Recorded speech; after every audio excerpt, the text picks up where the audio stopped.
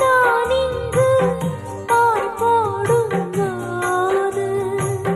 பிரிவுகள் இனி ஏது பிறவியில் கிடையாது நீதானே நான் வந்து பூச்சூடும் மாது அன்றாடம் பூங்காற்று உன் பேரை என் காதில் ஓதுது எப்போது நான் வேண்டும்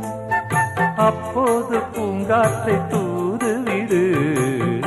தோடி ராகம் பாடவா மெல்ல பாடு